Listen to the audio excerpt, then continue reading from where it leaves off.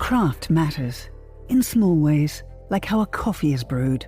And in not so small ways, like how your money is cared for. Which is why for 160 years, UBS has elevated banking to a craft. Tailoring unique strategies that combine human expertise with the latest technologies. All happening across 24 time zones and 12 key financial hubs. With you at the heart of it all. UBS. Advice is our craft.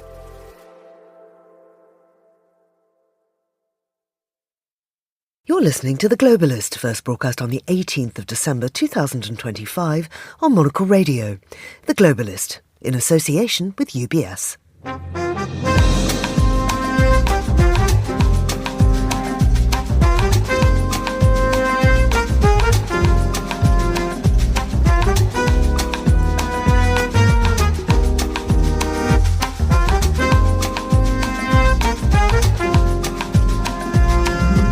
Hello, this is The Globalist, broadcasting to you live from Midori House in London. I'm Georgina Godwin.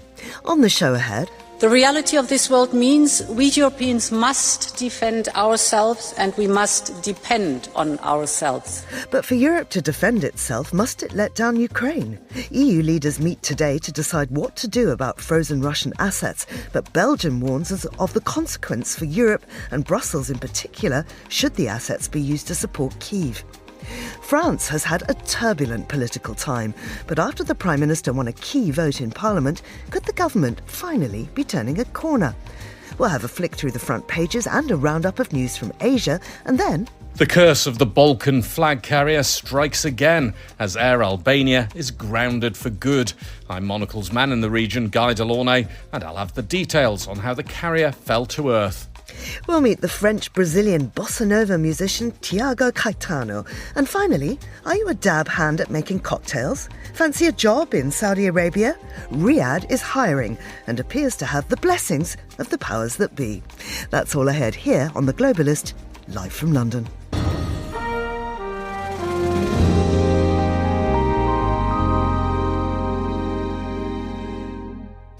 First, a look at what else is happening in the news. Humanitarian agencies warn aid operations in Gaza and across the Palestinian territories could collapse unless Israel lifts restrictions that threaten to shut down dozens of organisations. Brazil's Senate has approved a bill that could sharply reduce former President Jair Bolsonaro's prison sentence, setting up a political and legal showdown in Brasilia. And the Academy Awards will move exclusively to YouTube from 2029, ending a half-century run on US broadcast television and underscoring Hollywood's accelerating shift to streaming. Do stay tuned to Monocle Radio throughout the day for more on those stories. Now, EU leaders meet in Brussels today to decide whether frozen Russian assets can be used to fund Ukraine.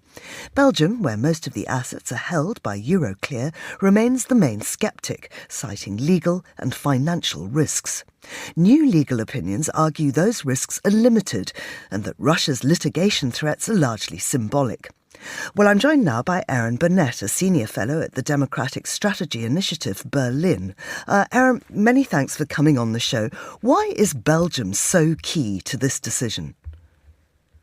Well, I mean, as you mentioned just now, simply because it hosts Euroclear, which holds about 2/3 of all of the assets that were frozen originally in February 2022.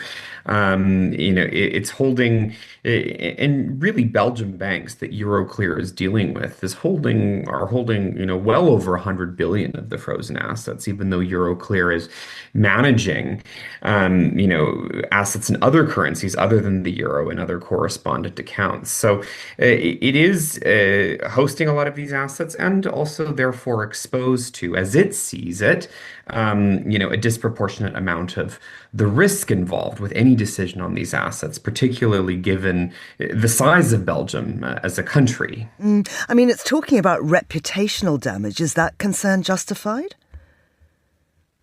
Reputational damage in what way? In terms of its ability to, be a financial hub, for example. I mean, a lot of the economists that we work with in our working group have said that a lot of the, damage that could have been done, at least with respect to any kind of economic or financial risk concern, would have been incurred certainly during last week's decision to immobilize the assets indefinitely, and really any sort of effects on the financial system would have been priced in at the time that the assets were originally frozen, simply because that's when the 300 billion was taken off the table. There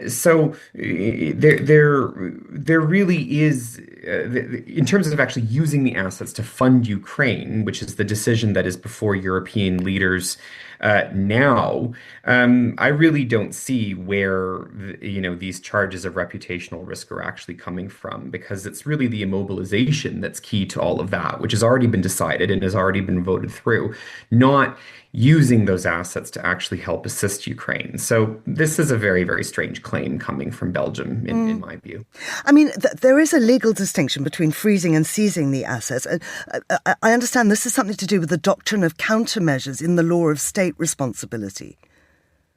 Yes, absolutely. So, I mean, I think it's important to note here that when it comes to legal versus financial risks, a lot of the economists and financial experts that we speak to, and some of whom that are my colleagues, will say that in terms of practically, there is no difference between freezing and seizing. They are basically the same thing. The effect on the financial system is the same.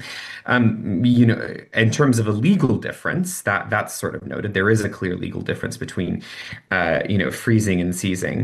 But both use countermeasures, which is simply the legal principle that a state that is so flagrantly violating international law cannot then say or claim the protection of international law for its property. So countermeasures simply says something that is ordinarily illegal under international law, in the case seizing sovereign assets, is legal if the country concerned is, breaking international law so flagrantly.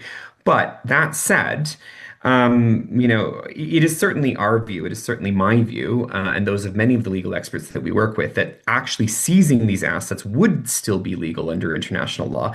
But that's not what's happening here. That's not actually what European leaders are voting on. The plan that is before European leaders, uses a complex web of guarantees and sort of, trade between the governments concerned and Euroclear. Euroclear would then get bonds that are equivalent to, basically equivalent to cash. And ultimately, the assets that are on Russia's balance sheet would actually remain the same, technically speaking. So we're not actually talking about confiscation here. And in fact, European governments under this plan would say that Russia can't even have these assets back if it pays reparations to Ukraine at the end of this war, as the UN General Assembly has already said Russia, is required to do at the end of this conflict as a part of any peace agreement. Right, but Russia is fighting back. It's suing Euroclear in Moscow. I mean, that's unlikely to travel beyond Moscow's court. So, is this to do with sovereign immunity? Well, that is certainly what Russia claims, that this has to do with sovereign immunity. But ultimately, because because these assets are not actually being confiscated, that claim is very questionable. And it's very, very telling what Russia has decided to do here. Russia decided to sue Euroclear in its own, kangaroo court, or what I've also heard described as Putin's puppet court. It didn't decide to go into a Belgian court or a European court or even the International Court of Justice or any other legal avenue that would actually actually be available to it theoretically in this particular case. It went to the only court it knew would find in favor of its interest, a court that it could control. Now, it did decide to do that, obviously, because there's obviously threats and the intimidation is obviously an instrument that Russia uses, unfortunately, in many cases extremely well.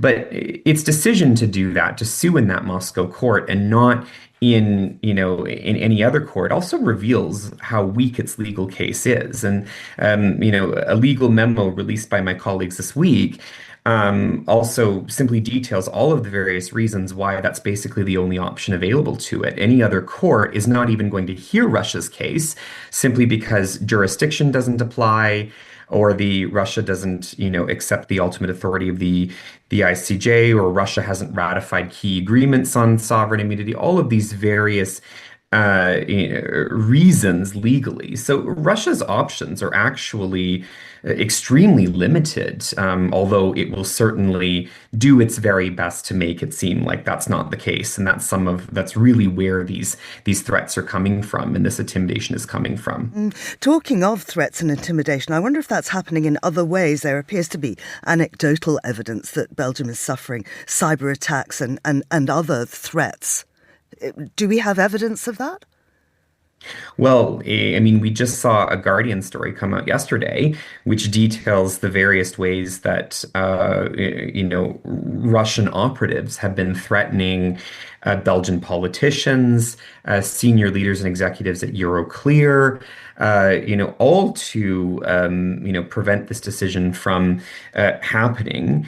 So far, that has, at least if we look at the rhetoric coming from the Belgian Prime Minister in the media in recent days, that seems to be having its desired effect. Let's see what actually happens during the European Council vote. But ultimately, I find interesting here is that if Belgium, does not agree to the reparations loan scheme that's being proposed at the European Council, it essentially will have been intimidated into giving up its own protections. A lot of the legal risks that Belgium says that come with this plan are already there with indefinite immobilization, with basically saying that, oh no, we are not going to have to renew the freeze on these assets every 6 months. We're going to make this indefinite until we decide to lift it.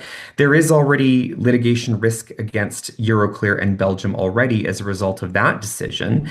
The reparations loan proposal that's being voted on by European leaders has a lot of built-in protections and guarantees for Belgium. And Belgium is only going to get those if this reparation loan actually passes. If Belgium actually helps to prevent this from being passed, they essentially will have been intimidated into giving up the very protections that really would help to safeguard it. Now, that really would be, a huge victory for Russian propaganda and intimidation if that happens. So that's something that we really need to be watching over the next day or so. Aaron, thank you very much indeed. That's Aaron Burnett of the Democratic Strategy Initiative in Berlin. This is The Globalist.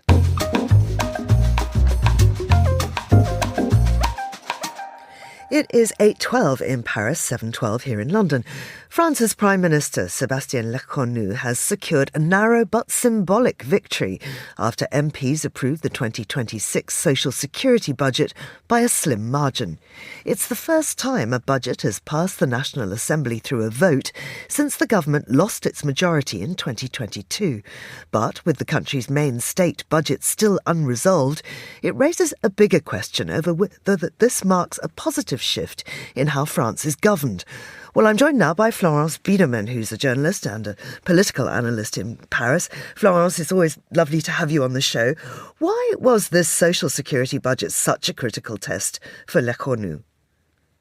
Well, Lecornu has been prime minister after a series of other prime ministers in France who couldn't reach and have a majority to have their budget adopted. So the fact that he succeeded when 2-3 others have failed is remarkable already in the tense situation in which France is politically, since Macron called snap election a few years ago and lost his majority. So what he succeeded in doing is having people making compromise, which in France is not in the political culture, and to have the union of the moderate left, moderate right, and the center to adopt this budget. So this is something that the previous prime ministers couldn't do.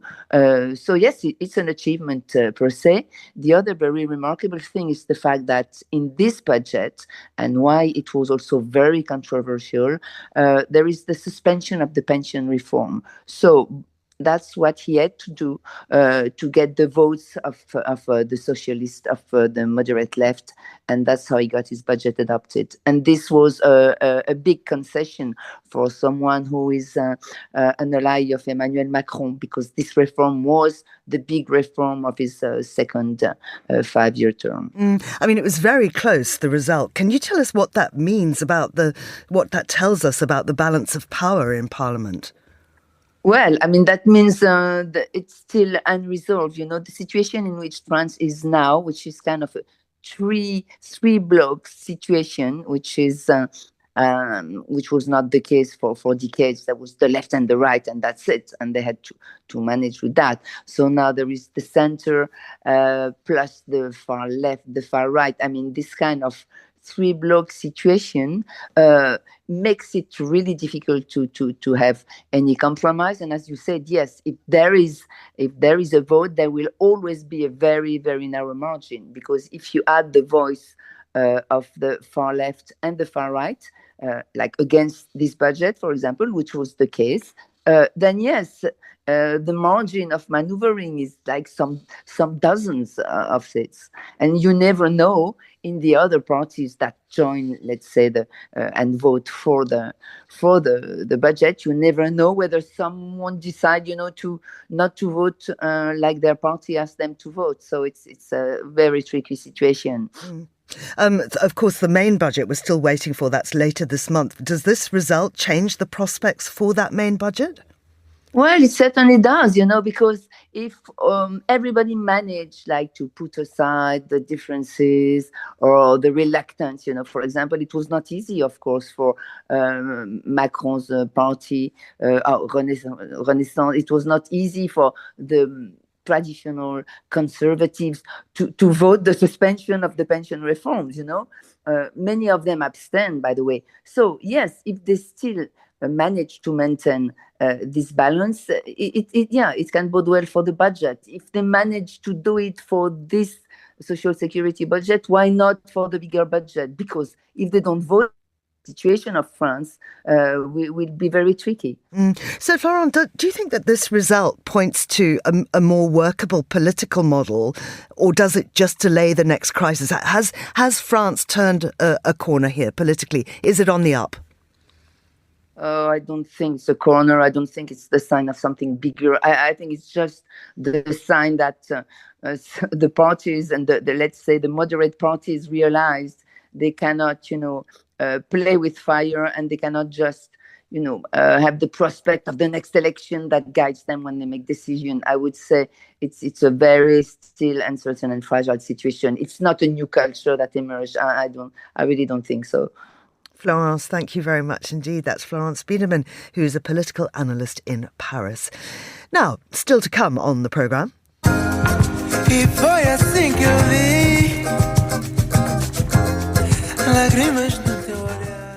We meet the French-Brazilian bossa nova musician Tiago Caetano. This is The Globalist. Craft is a matter of perspective, a unique outlook, an obsessive attention to detail.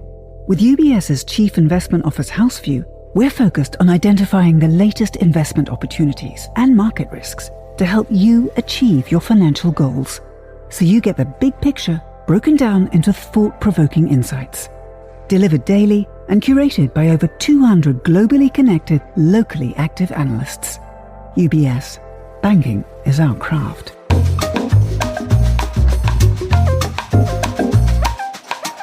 Let's continue now with today's newspapers, and joining me in the studio is Terence Diastany, a political journalist and the author of Believable Lies, The Misfits Who Fought Churchill's Secret Propaganda War.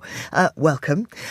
Speaking of propaganda, let's start with the White House, because Trump has given an address. He took over 20 minutes of national broadcast time to give his basically sort of State of the Nation before the holidays address.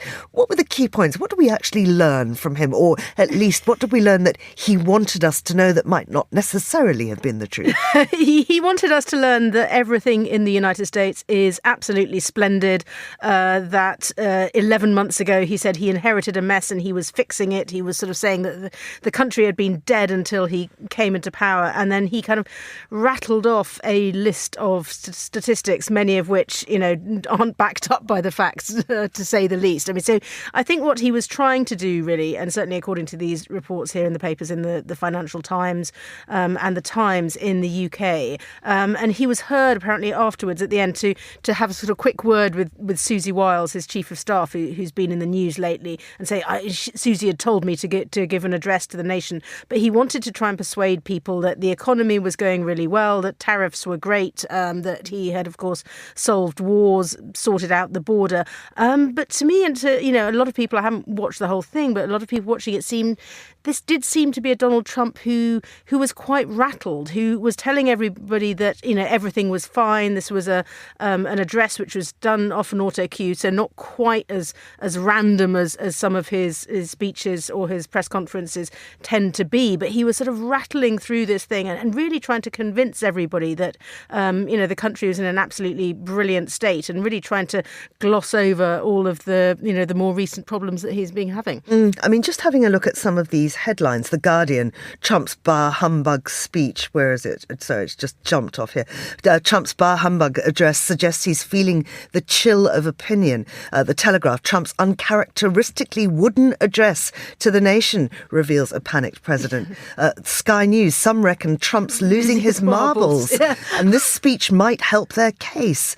CNN fact check on President Trump, and he doesn't come out well. No, he really doesn't. And I think, there is this general sense that, this was something people had thought, is he going to make some big announcement? What's the big reason for doing an address to the nation like this?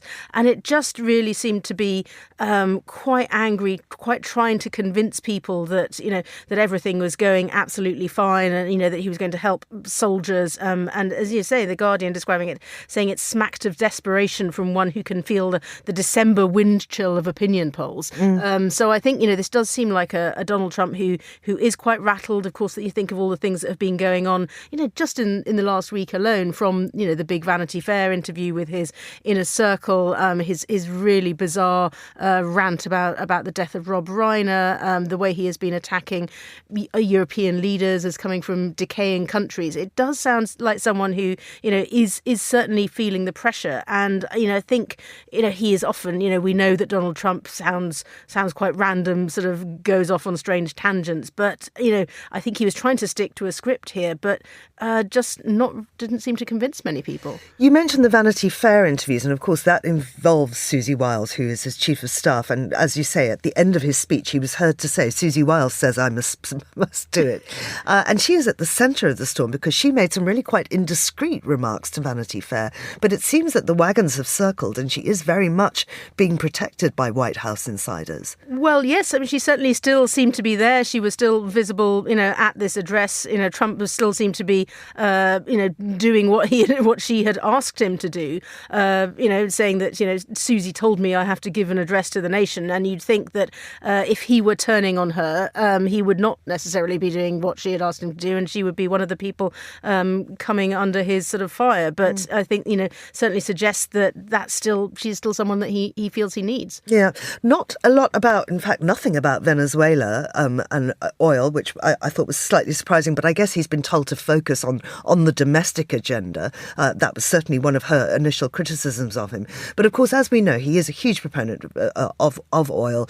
He doesn't appear to give a great deal of credence to climate change, which is extremely odd when you look at what's happening in Spain. So let's pick up this story here from the BBC, talking about a national network of climate shelters that's going to be set up in public buildings in Spain to offer people a refuge from the intense heat before next summer. I mean, huge evidence of climate change, if any more were needed. Well, yes, that's right. And I think, in certainly many European countries, southern European countries, they are finding that, the summer temperatures have become incredibly high. And this is what Pedro Sanchez has said. He's going to have part of his plan to address the impact of climate change. He's saying, in some summers, it's not separate heat waves we face, but one long heat wave stretching from June through to August. And so what he has suggested or, said that Spain is going to do is trying to have spaces to stay cool. So places funded by the government.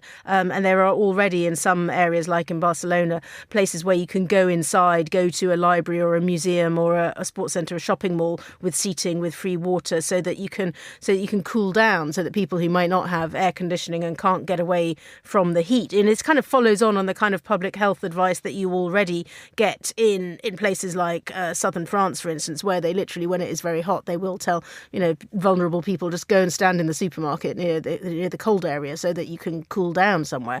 But this is trying to put it on a more systematic basis. But they are also talking about in Spain about funding flood prevention, fire prevention, because again, anyone who's spent any time in southern Europe knows the huge impact that things like forest fires and floods can have. And the statistics here, which are quoted in this article, saying 400,000 hectares burned through wildfires in Spain in this past year, and 3,800 heat-related deaths. So, this is a serious public health problem as much as anything else.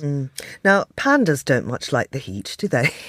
Pandas don't. I love that story. I mean, this is maybe a bit of a worrying story given the state of relations between Japan and China. But the Japan Times is reporting today that Japan will be without a panda, a symbol of friendship between the country and China, for the first time since 1972, because the two twin giant pandas at Ueno Zoo in Tokyo are having to go back to China. So Zhao Zhao and Lei Lei, who are the only two pandas remaining in Japan, expected to be sent back to China by the end of January. And the government in Tokyo had been trying to negotiate for them to have a longer stay, but it's been shortened by a month. There's no new loan. So, this is not a very good sign in terms of panda diplomacy between Japan and China. Absolutely. Well, it's sort of to end with another sort of animal-related story, I guess, although this animal has not been with us for some time.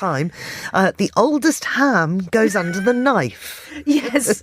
So this is, if you are looking, you will probably not get this for your Christmas celebrations. But the 60,000 euro Iberian vintage ham is going to be available on sale. Going to be the best that has been opened to date. The oldest ham in the world, which you might be able to get hold of in Barcelona. Only 4 legs of it exist. But the amazing thing is that this ham is, I think, 19 years old. So these were pigs that were last trotting around somewhere in 2006. But apparently it has been so perfectly cured, the Joselito hams, and they were sort of presented at an art gallery because they're such a fine food. But apparently because they're processed and preserved completely naturally, just ham and salt and nothing else, that they're now saying that vintage ham in Spain could be as fine a sort of a delicacy as vintage wine. But basically, yes, it will be very, very hard to get hold of the sort of the 60,000 euro ham, and you're a very lucky person if you get to try it. And where it was opened, and I love the terminology here. You say open, not sliced, is important. They talk about how the venue it's got to be done somewhere that's significant. Yes, they had to do this so last year they had a ceremony in the Prado Museum in Madrid. They also have done this in Barcelona now in a sort of artistic surrounding. So in the Casa Batlló, a Gaudi masterpiece in Barcelona, and people were apparently crying because they were so moved by the opening of. I mean, I do like a ham. I'm not sure it's going to move me to tears. Yeah, well, a ham that still moves and indeed is moving is, I would have said, Sir Ian McKellen. One of our most prominent hams.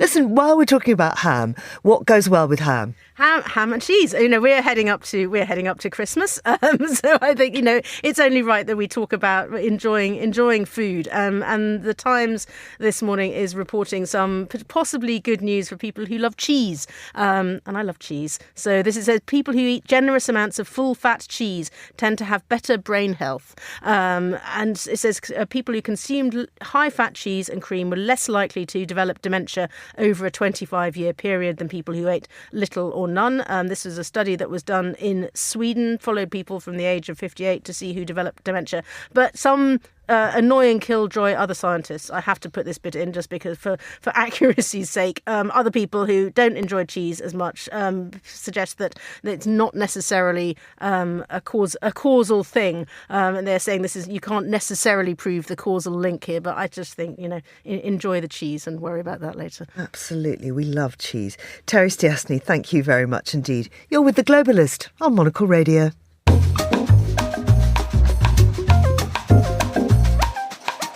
Now, here's what else we're keeping an eye on today. The United Nations and more than 200 aid groups warn that humanitarian operations in Gaza and the wider Palestinian territories are at risk of collapse unless Israel removes bureaucratic barriers.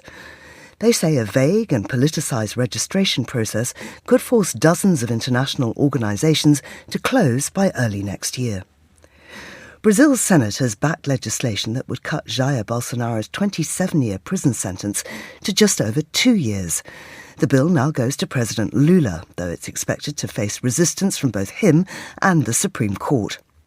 And the Academy of Motion Picture Arts and Sciences says the Oscars will stream live and free on YouTube from 2029 under a multi-year global deal. The move follows years of declining television audiences and comes as Hollywood grapples with consolidation, budget cuts and the dominance of streaming platforms. This is The Globalist. Stay tuned.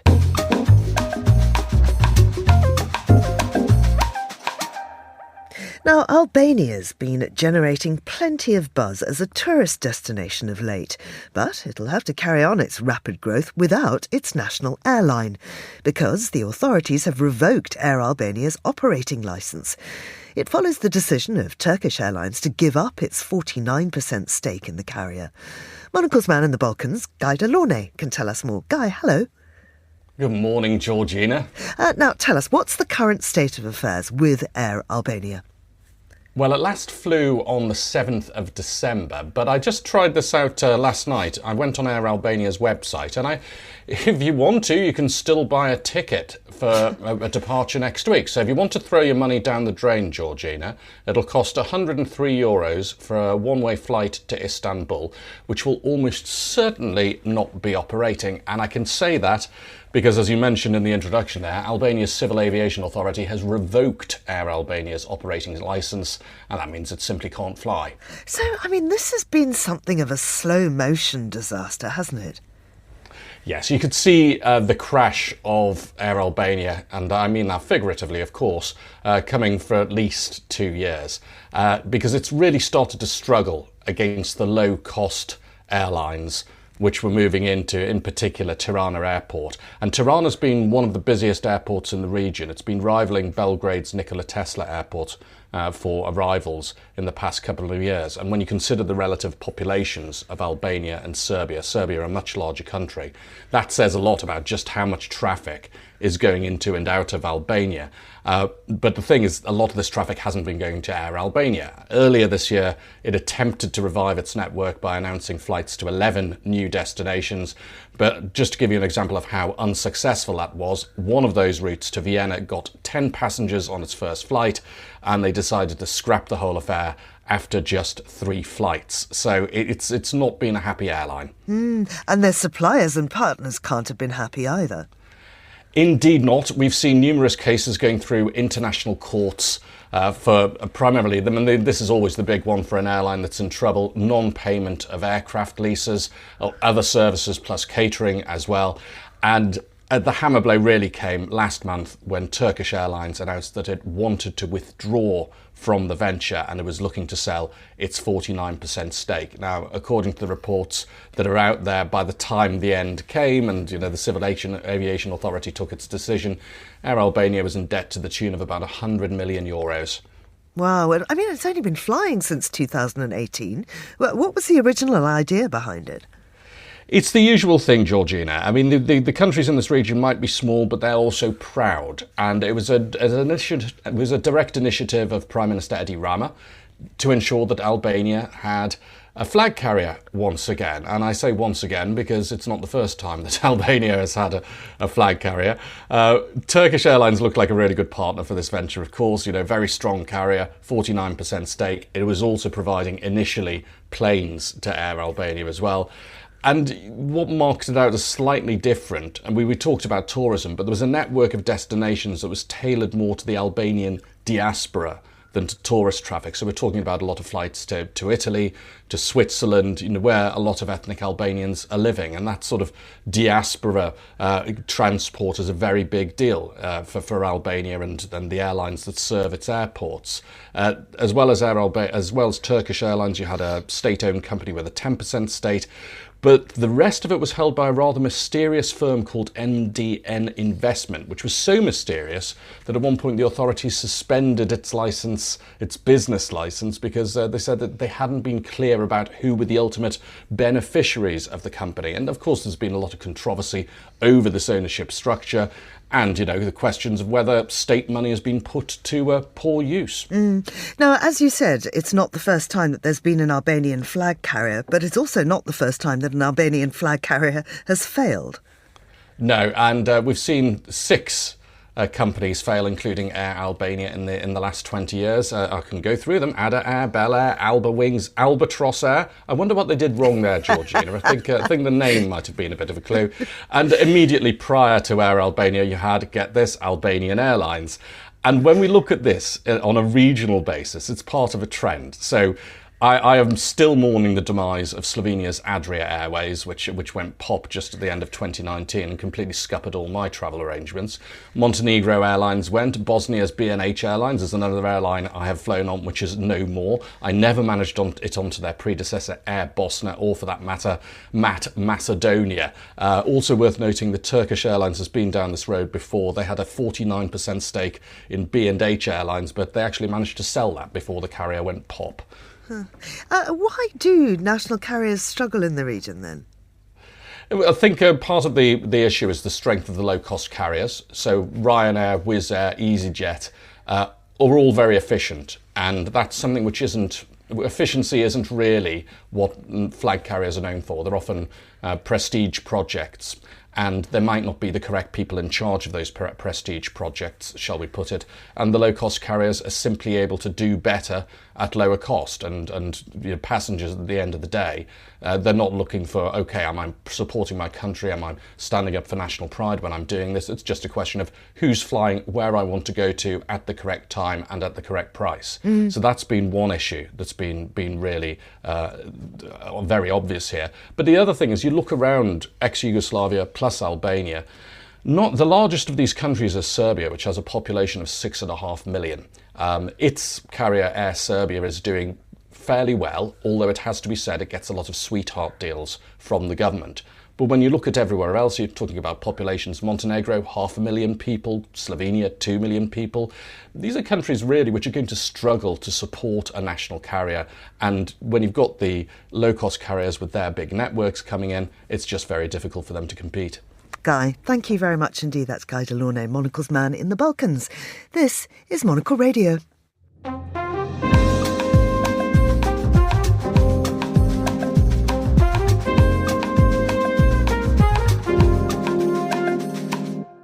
And now we head to Paris via Rio de Janeiro. Monocle Radio's senior correspondent, Fernando Augusto Pacheco, met the French-Brazilian musician Tiago Caetano.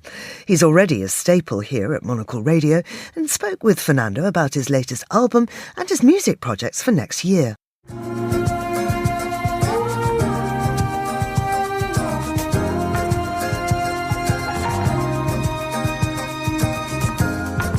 E foi assim que eu vi lágrimas no teu olhar. Tiago Caetano, what a pleasure to welcome you. I've discovered your music this year and I absolutely love it. So thank you for agreeing to come here. Thank you very much. My pleasure. I was very interested in where you're from. I know you sing mainly perhaps in Portuguese as well, right? So tell us a bit about your background. What's your Brazilian connection here? So my name is Tiago. I'm from France. I'm French. And my mother is from Brazil. She's from Rio de Janeiro. And my father is from Portugal. And I grew up in France in a city called Rennes.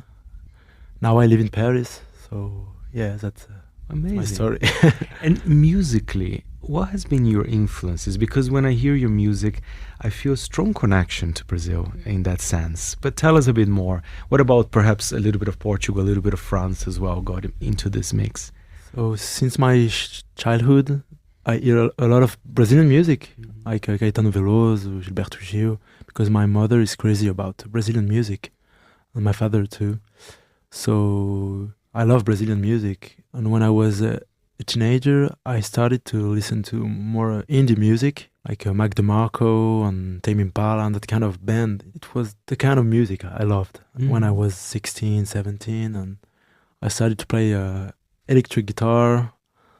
But I've been to Brazil like a couple of times, and every time I went to Brazil, I was crazy. I was partying in samba places, so I really love Brazilian music since my childhood, and I decided to do an album of Brazilian music.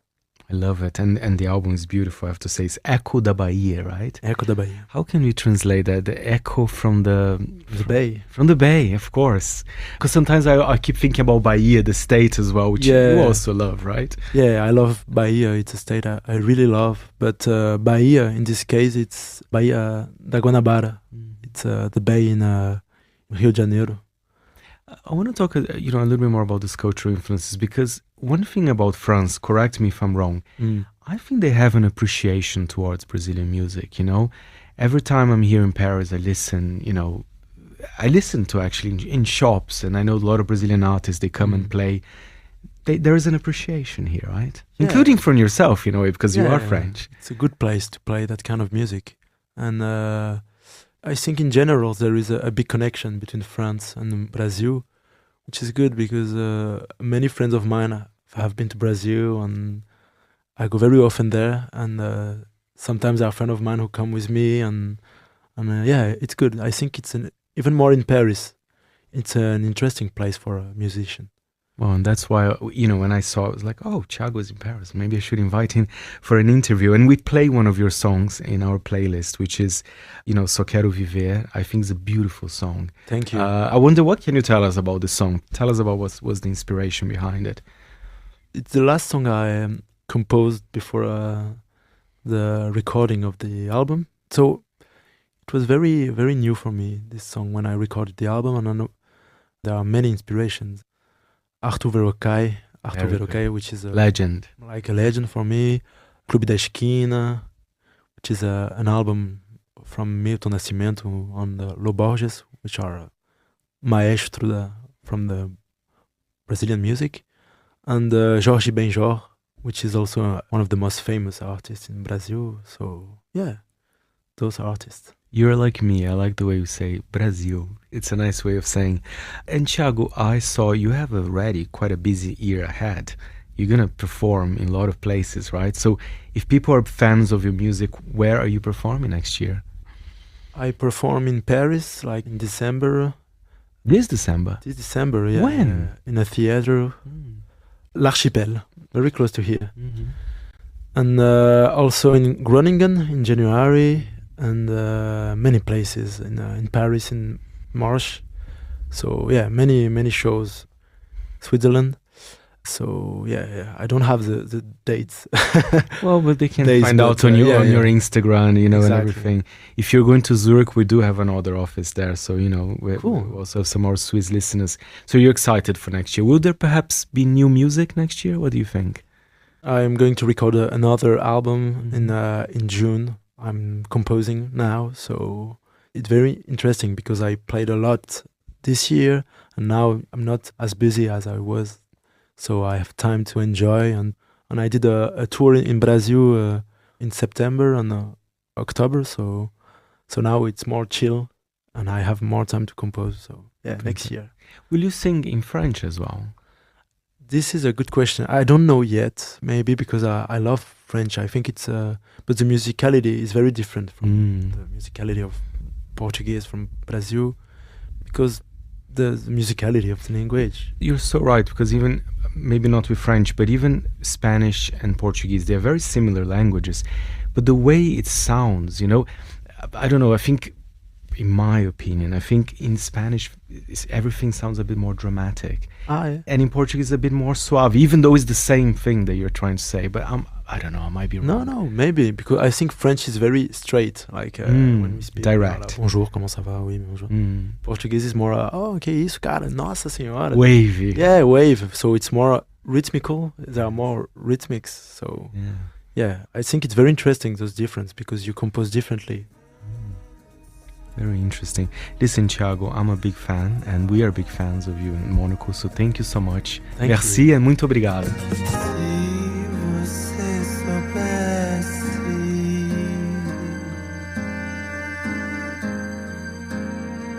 Você não me julgaria.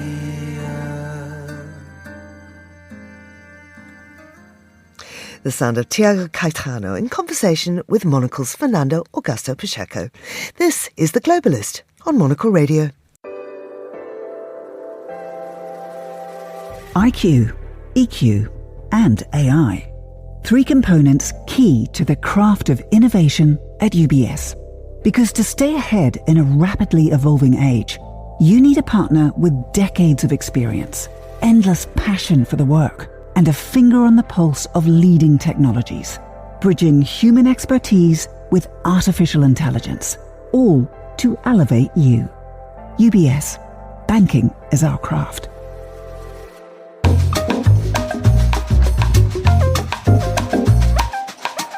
It's 14:45 in Vientiane, 7:45 here in London. Well, I'm joined now by Beatrice Silveira, who is a Laos-based journalist and a news editor covering Southeast Asia. Beatrice, welcome to the programme. Lovely to have you with us. Can we start in Myanmar? Because, as we know, the elections are coming up there. I think voting starts on December the 28th.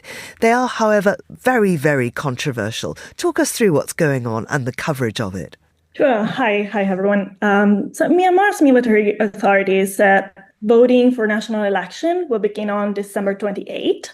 And this is going to be the first nationwide election since the military coup in 2021.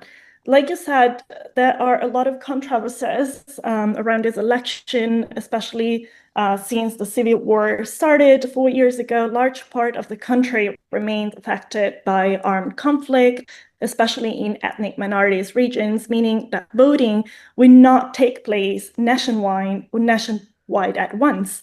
This is one of the reasons why voting will be held in 3 phases. The first one being on December 28th, the second one on January 11, and the third one on January 25. However, in recent weeks, the military government has intensified crackdowns on dissent ahead of the vote, and hundreds of people, including a lot of activists and critics, have been charged under strict election and security laws, right? So the punishments are quite severe. They go as death penalty for opposing or disrupting the polls under the new election laws. I mean, many people are saying there's absolutely no way this is free and fair. We know that the candidates are all backed by the military government. But one thing that's quite puzzling, why is India supporting Myanmar's elections? I mean, this has got to be a real test for New Delhi. This is a very good question.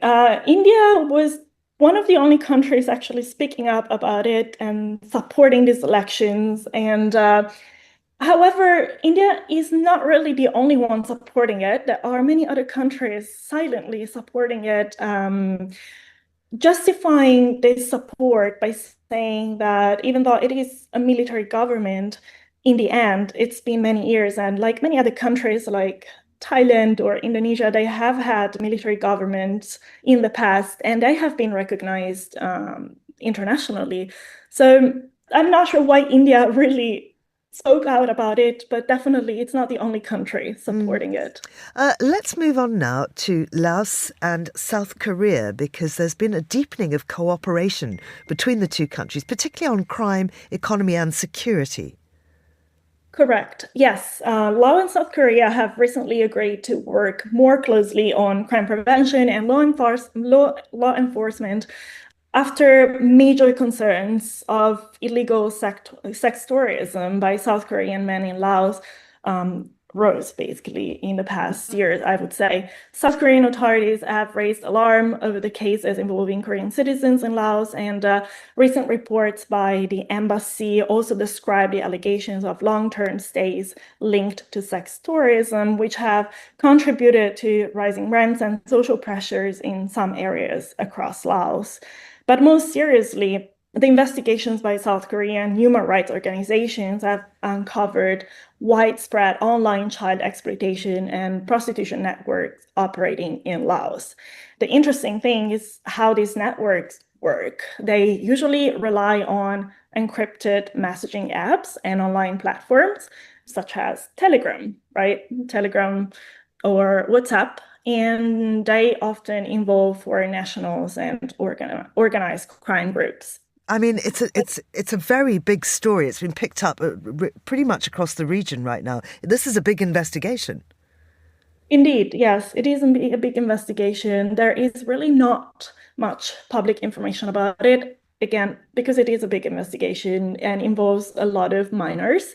So for their safety, the media tends to, of course, not publish too much about the issue. However, I am aware that the embassy and local authorities are working together to try to uncover at least as much as they can here in the capital, as well as across the country. But what is interesting, I think, is why this is happening, actually. Like, everybody asks me, why is this happening in Laos? Why so many South Korean, right? And economic challenges, of course, in Laos, but also some investigations really found out that tour guides and travel companies from Korea have allegedly helped arrange night tours or introduce visitors to sexual services in Laos, which makes the whole system quite easier to exploit, right? Beatrice, before we go, I'd just like to have a quick look at the Southeast Asian Games, because Cambodia has withdrawn because the event's being held in Thailand. Just give us the background to that. Yes. So on 9 December, the SEA Games launched in Thailand, and immediately Cambodia has withdrawn its entire delegation, citing security concerns linked to the rising border tensions with Thailand. As everybody is aware, Thailand and Cambodia have been quite tense recently. Like, their relations has been quite tense. They have been launching bombs against each other at the border. Today, Cambodia accused Thailand of bombing one of the casinos in Poi Phet, which is one of the border areas with Thailand. That, of course, affects SEA Games. It affects sports. It affects every aspect of life. Right? Beatrice, thank you so much for joining us. It's been a pleasure to speak to you. That's Beatrice Severo, who was talking to us from Laos. You're listening to The Globalist on Monocle Radio.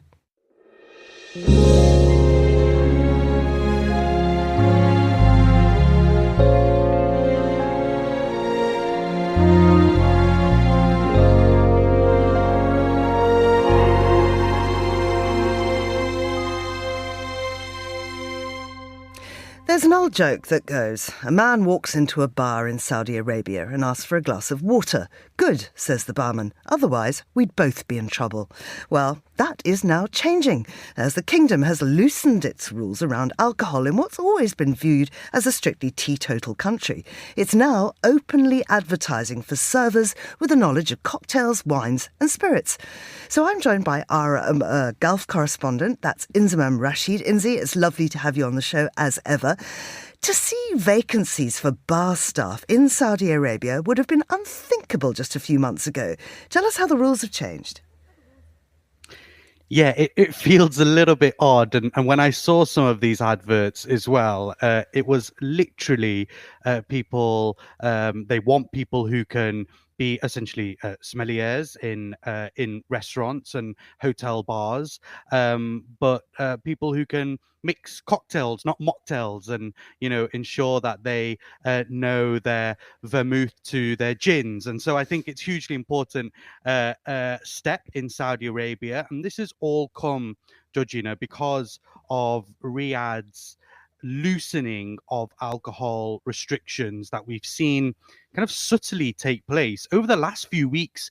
In particular, it was just last month that they made this, what is a pretty historic shift in the kingdom's long-standing prohibition of alcohol. And what they have allowed is for foreign non-Muslims to now actually access the liquor stores that are around the country, and they're opening up more liquor stores as well. So this basically means that if you're a premium residency holder, you get that premium residency by either the nature of work that you do, or you can actually purchase a premium residency. It's currently a pretty small, quite affluent group who pay a significant fee for this long-term status. It means that you can go to these liquor stores. There's one in Riyadh, there's one in Jeddah, there's one out opening near the Aramco site in Dhahran,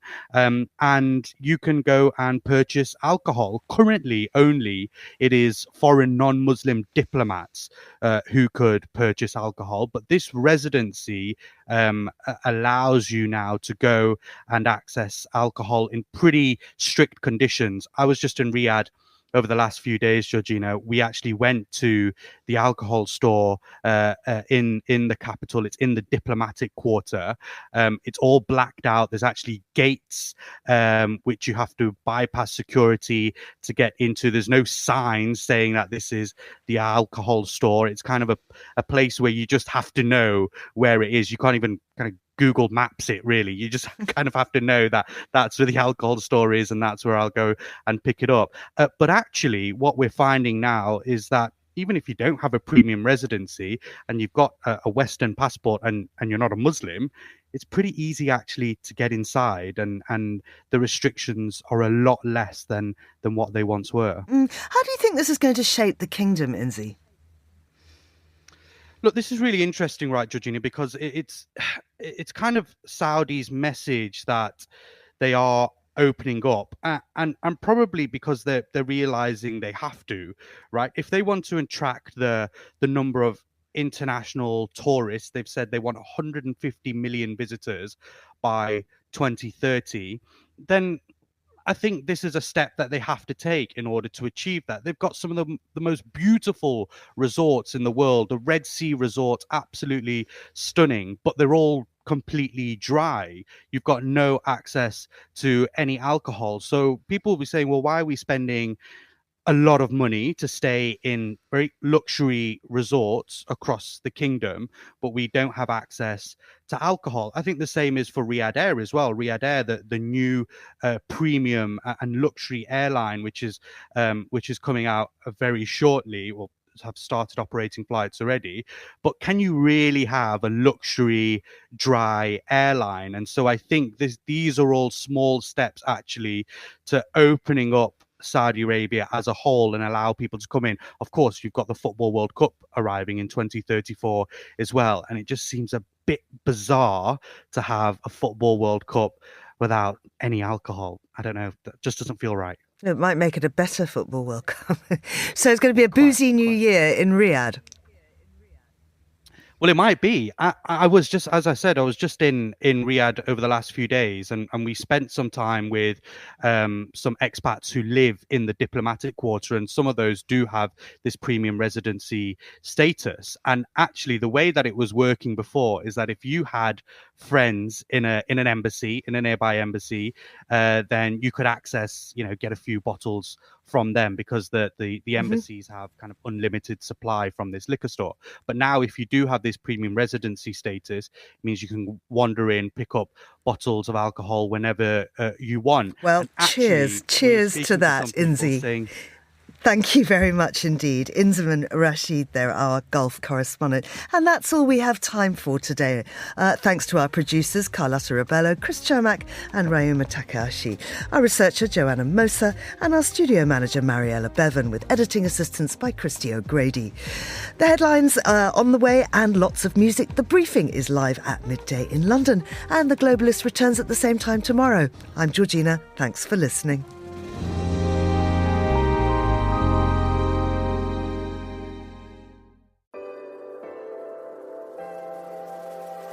With UBS, you have a truly global partner, incorporating new technologies, innovative approaches, and unexpected opportunities, leading you to insights that help answer the questions that matter, delivered with passion, care, and unmatched expertise.